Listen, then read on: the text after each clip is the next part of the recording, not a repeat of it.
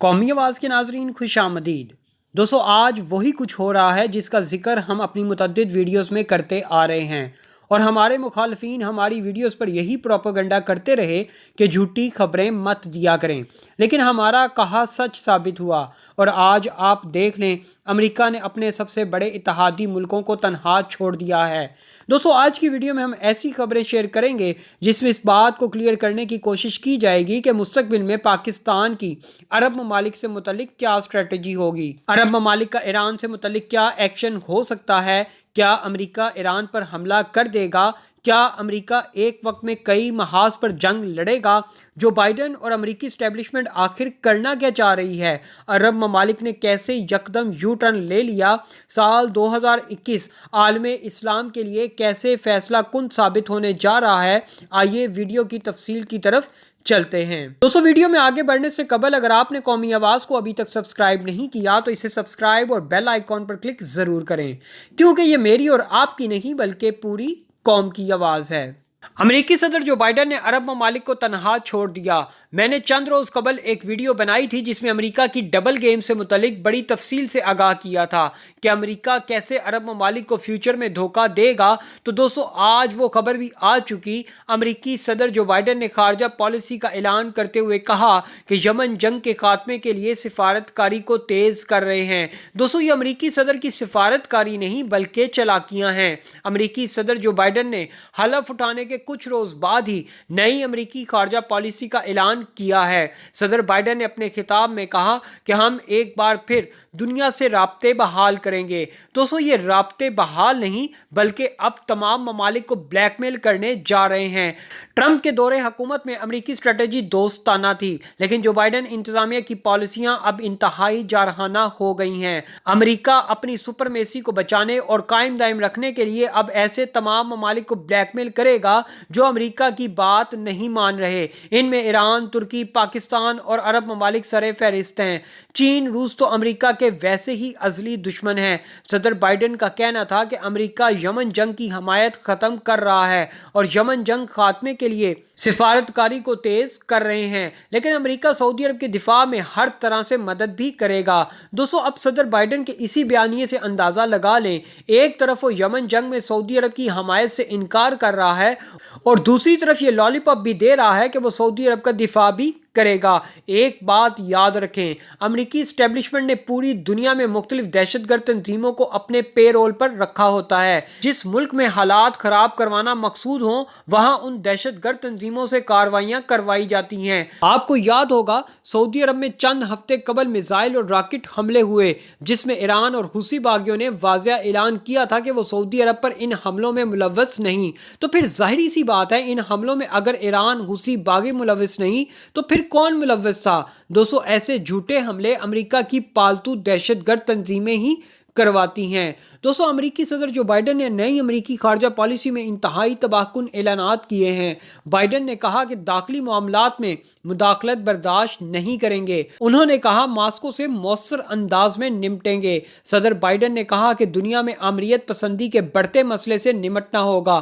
Myanmar فوج فوری اقتدار چھوڑ کر جمہوری رہنماؤں کو رہا کرے۔ امریکی صدر نے اپنے خطاب میں مزید کہا کہ کورونا، ماحولیاتی بحران اور جوہری پھیلاؤ سمیت کئی چیلنجز کا سامنا ہے۔ جوہری پھیلاؤ میں امریکی صدر بائیڈن کا واضح اشارہ ایران کی طرف ہی تھا۔ دوستو اس تمام سینیریو میں عرب ممالک ایک دفعہ پھر بالکل تنہا ہو چکے ہیں۔ انہی امریکی اور اسرائیلی لابی نے مل کر ان عرب ممالک کو پاکستان سے پہلے دور کیا، اور جب پاکستان اور عرب ممالک میں فاصلے بڑھ گئے تو اب ان عرب ممالک کو بھی تنہا چھوڑ دیا ہے۔ لیکن امریکہ اور یہودی لابی کی چالاکیاں دیکھتے ہوئے اب ان عرب ممالک نے دوبارہ پاکستان سے رابطے بڑھانے تیز کر دیے ہیں۔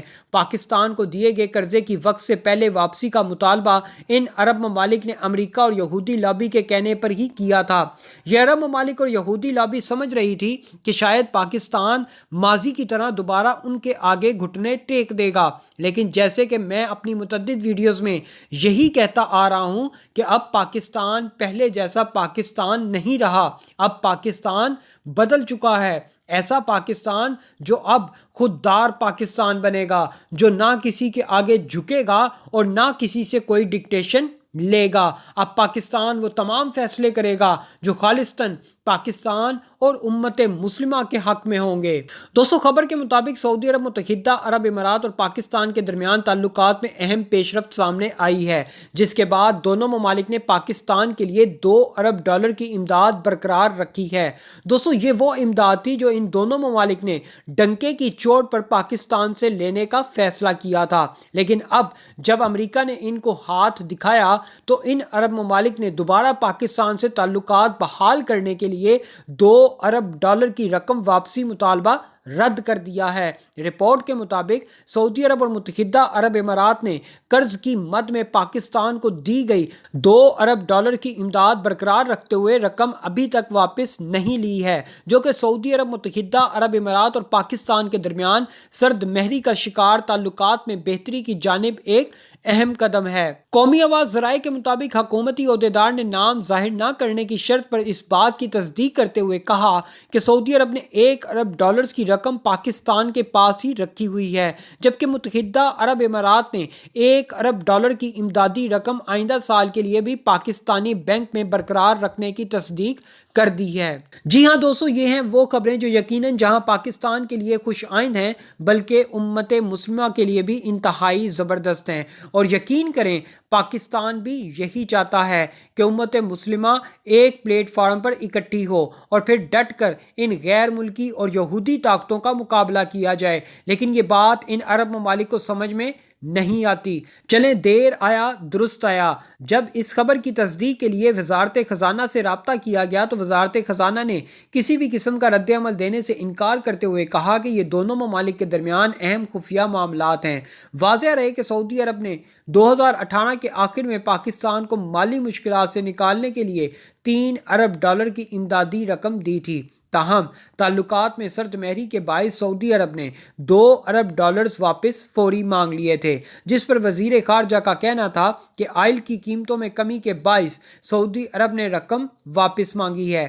بہرکیف جو بھی ہو، ان عرب بادشاہوں کو ہوش کے ناخن لینے چاہیے۔ اگر اب بھی انہوں نے ان غیر ملکی اور غیر مسلم طاقتوں کا ساتھ نہ چھوڑا تو یہ ان عرب ممالک کے لیے بہت بڑی تباہی کا باعث بن سکتے ہیں۔ ایسی مزید معلوماتی ویڈیوز دیکھنے کے لیے قومی آواز کو سبسکرائب اور بیل آئیکن پر کلک ضرور کریں، کیونکہ یہ میری اور آپ کی نہیں بلکہ پوری قوم کی آواز ہے۔